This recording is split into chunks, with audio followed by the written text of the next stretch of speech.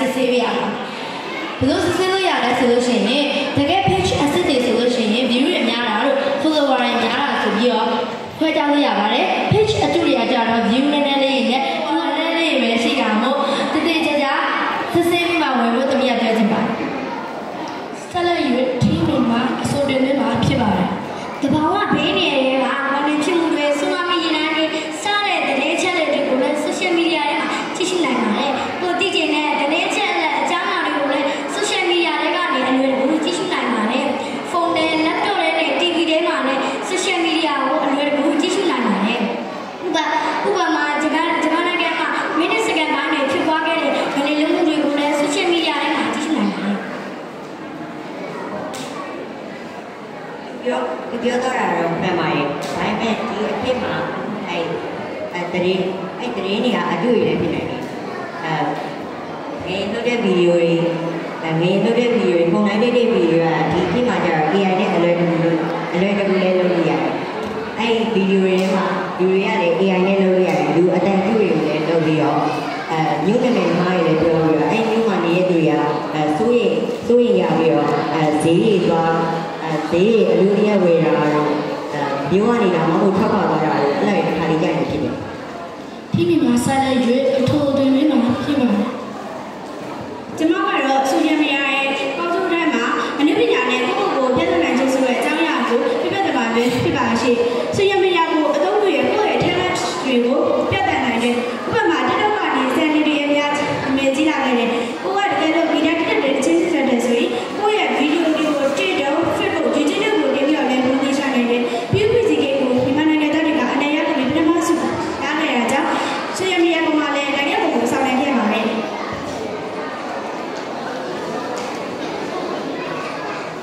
အခုဒီတနင်္ဂနွေပြောရဲ social media နဲ့လူ့ပညာရှင်တွေကအောင်မြင်လာတာကမှန်ပါရဲ့ဒါပေမဲ့အခုချိန်မှာတော့ YouTube TikTok စတဲ့ social media တောင်းသူတွေက popular ဖြစ်နေတဲ့ channel ကိုပိုစိတ်ဝင်စားပြီးတစ်စက်တန်းလက်ရှိသူတွေဗီဒီယိုတွေကသူတို့လိုချင်တဲ့လူအများရဲ့စိတ်ဝင်စားမှုတွေတဲ့အတွက်လင်းလာနိုင်မှုနဲ့များရင်ကျွန်တော်ပြောနေတာတော့ social media မှာအခုဒီလိုချင်းပြောလို့ကောင်းကျိုးရရှိပါတယ်ဒါပေမဲ့အခုပြောလို့ဆုံးကျိုးလည်းရှိပါတယ်ဒီမိမှာဆက်လက်ရွေးအစိုးတင်တွေမှာဖြစ်ပါတယ်ကျွန်မကတော့ social media တောင်းကြရင်ကောင်းကျိုးတွေရမှာပညာရေးနဲ့ဘဝတုဒ္ဒကိုပြည့်တောင်းမှာပဲဖြစ်ပါတယ်ကျွန်မတို့တွေနေတိုင်းတောင်းခုနေတဲ့ social media ဒီပညာရေးတွေအလို့တောင်းနေပါတယ်ဘာလို့လဲဆိုတော့ကိုတိုင်းနေတဲ့ရာဘာသာစကားတွေကို YouTube TikTok Google တို့မှာရှာဖွေနိုင်ပါတယ်ဥပမာအင်္ဂလိပ်ဘာသာစကားတရုတ်ဘာသာစကားဂျပန်ဘာသာစကားစတဲ့ဘာသာစကားတွေကိုရှာဖွေနိုင်တယ်လို့ဘာသာရိုင်းနဲ့အခြား website တွေမှာလည်းပညာရေးနဲ့ဘဝတုဒ္ဒတွေကိုရှာဖွေနိုင်ပါတယ်ဒီပြောပါရဲ့ social media မှာဘာသာပညာရေးနဲ့ပတ်သက်တဲ့ဘာသာစကားတွေကိုအနည်းငယ်သိနိုင်တယ်ဆိုပေမဲ့ website တွေအားလုံးကတော့ကောင်းနေတာမဟုတ်ပါဘူး။ကောင်းတဲ့ website တွေလည်းရှိပါတယ်။ပညာရေးနဲ့ပတ်သက်တဲ့ဘာသာစကားတွေကိုသိယူဖို့ website တွေစာနေရေး website အတူတွေနဲ့ငါးပြီးဝင်နိုင်နေရတယ်။ကိုယ့်ရဲ့ဘဏ်ကောင်းတဲ့စီးရဲ့ပတ်သက်တဲ့ဒါမှမဟုတ်သိချတဲ့ game ကောင်းတွေကိုယူရနိုင်ပါတယ်။ဒီ Telegram Viber တို့ Messenger တို့စတာတွေကလည်းလင်းနေချပြီးလာလိုက်တတ်ပါတယ်အဲ့ဒါကိုနားဆင်ကြပြီးလင်းနေတဲ့ဝင်ကြည့်လိုက်မယ်ဆိုရင်လည်းကိုယ့်ရဲ့အချက်အလက်တွေ data တွေကိုလည်းဖတ်သွားနိုင်ပါတယ်ရှင်ဒီမိမှာဆက်လက်ရွေးအစိုးတင်တွေမှာဖြစ်ပါတယ် social media နဲ့ပတ်သက်၍တမိပြောသွားတဲ့အကြောင်းအရာကတော့စိတ်ချမ်းသာရေးနဲ့ပန်းပြေမှုအကြောင်းပဲဖြစ်ပါတယ်ကိုကပြည့်နေတဲ့အချိန်ဘာမှလုပ်စရာမရှိတဲ့အချိန်ဘယ်မှသွားစရာမရှိတဲ့အချိန်တွေမှာဆိုလို့ရှိရင်တော့ YouTube TikTok တို့မှာ video တွေ post တွေကိုကြည့်ရှင်းဖြင့်ကိုယ့်ကိုယ်ကို entertain ဖြစ်အောင်ပြုလုပ်နိုင်ပါတယ်ကိုကစိတ်ကြနေတဲ့အချိန်တွေမှာဆိုလို့ရှိရင်လည်းတချင်းနဲ့နားထောင်ခြင်းဖြင့်စိတ်အားတက်လာအောင်ပြုလုပ်နိုင်ပါတယ်ကိုကဥပမာပျော်ရွှင်တဲ့ funny video တွေကိုကြည့်ချင်းကေဂျွန်မာတွေဘေဂျွန်မာတွေဖြစ်ကိုပျော်ရွှင်လာအောင်လုပ်ချင်တဲ့စကားတွေဘာတွေကြည့်ချင်းဖြင့် ကိုကိုဆရာတက်လာအောင်ပြုလုပ်နိုင်ဖို့များပါဘူး ဟုတ်ပါတယ်တကယ်ချင်းပြောတော့တယ်ဒါပေမဲ့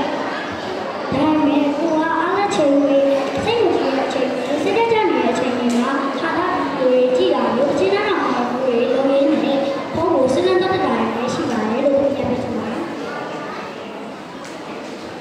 တကယ်ချင်းပြမှန်ပါတယ်အဲ့ဒါကြောင့်မို့ကိုကဖုန်းကြည့်လို့ရှိရင်အများဆုံး2နာရီလောက်ပဲကြည့်တင်ပါတယ်ဖုန်းကြည့်ပြရနဲ့2နာရီလောက်ကတော့တကယ်ချင်းနဲ့ကစားရဖြစ်မိတ်ဆွေနဲ့အချိန်ထုံးလာပြီးလုပ်နေပါတယ်ပြီးရင်ကိုကဖုန်းကြည့်ရများလို့ရှိရင်ကိုမိဘတွေကတိပြီးတော့လက်ကမှာတော့မဟုတ်ပါဘူးဆိုတာသိချပါလေ အခုဆိုရင်တော့ချင်းမိမှာပြန်စတင်ပြီး social media သုံးကြည့်ရဲ့ဆိုကြတွေကိုပြောပြတော့မှာပဲဖြစ်ပါတယ်ရှင်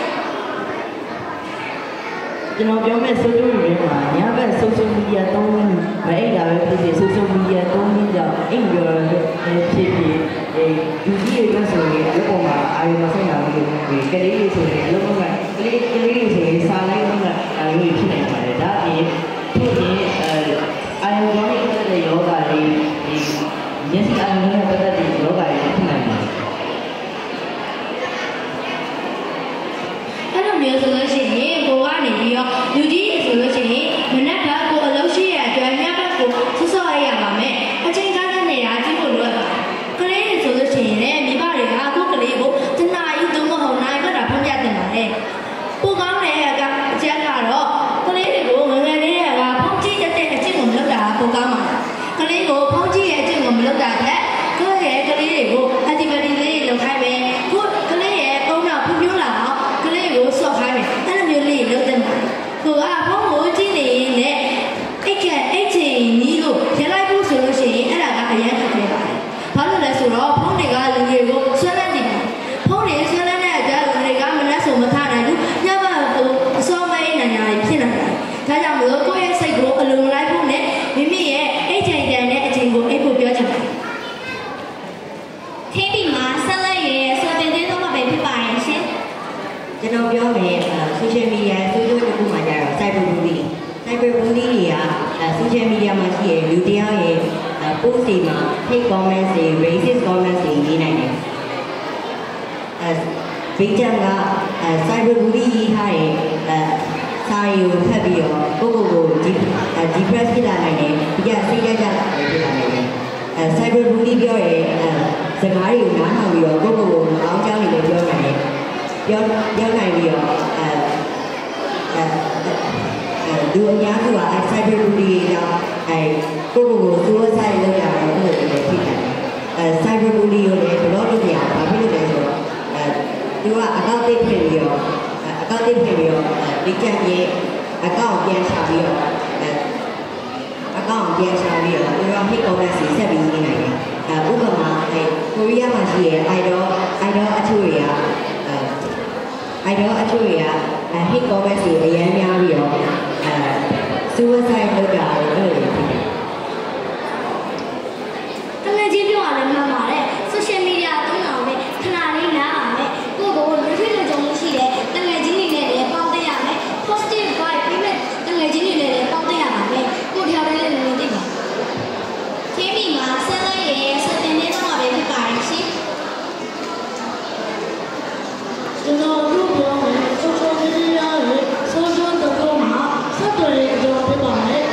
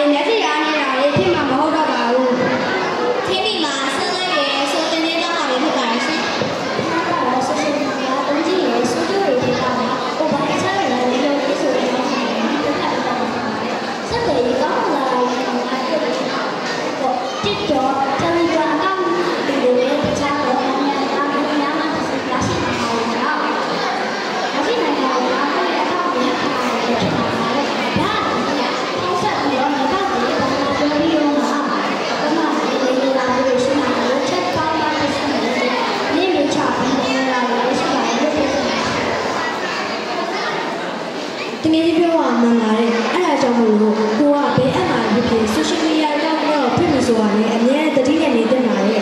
ဥပမာ password လို့ရှိရင်ကိုယ့်ရဲ့ account ကို private လို့ရှိရင်ကိုများထုတ်ချင်းဖြင့်ကောက်ွယ်နိုင်ပါတယ်ပြီးရင် community တွေနဲ့ကိုက friend ဖြစ်သွားပြီဆိုလို့ရှိရင်ဟာတာများစုကတော့ကိုယ်စကားလာပြောပြီးကိုယ့်ရဲ့နာမည်လေးတွေနေရာကိစ္စတွေကိုမေးကြပါလေအဲ့လိုချိန်ကြလို့ရှိရင်ကိုကစကားပြန်ပြောတာအကောင်းဆုံးပါပဲကိုကစကားပြန်ပြောတော့သူကဒေါသထွက်ပြီးတော့လက်ရှော့ပေါ်လာတယ်များပါတယ်ပြီးလို့ရှိရင်ကိုက profile ကိုကြည့်ပြီးတော့ငါသူနဲ့တည်ရဆိုပြီးတော့စကားပြန်ပြောတာမလုပ်ဘဲနဲ့သူတင်ထားတဲ့ဗီဒီယိုတွေ post တွေကိုတင်ချဆက်ဆက်နေတာစကားပြောတာရင်တကယ်တော့ပြောချင်တယ်ဒီ show မှာကျောင်းသားကျောင်းသူတွေအားလုံးတရားမှာတော့ social media မှာကောင်းကျိုးလက်ရှိတယ်လို့ဆိုကျိုးလက်ရှိပါတယ်ဒီထားတော့ကိုလိုအပ်တယ်ဆိုတာကိုလည်းသိခဲ့ရပါတယ်ရှင် Thank you to both teams. You all did a great job sharing your ideas and speaking confidently. What we learned from today's debate is social media has good and bad sides. It's important to use it wisely and carefully. Thank you everyone for watching and supporting our debate show today.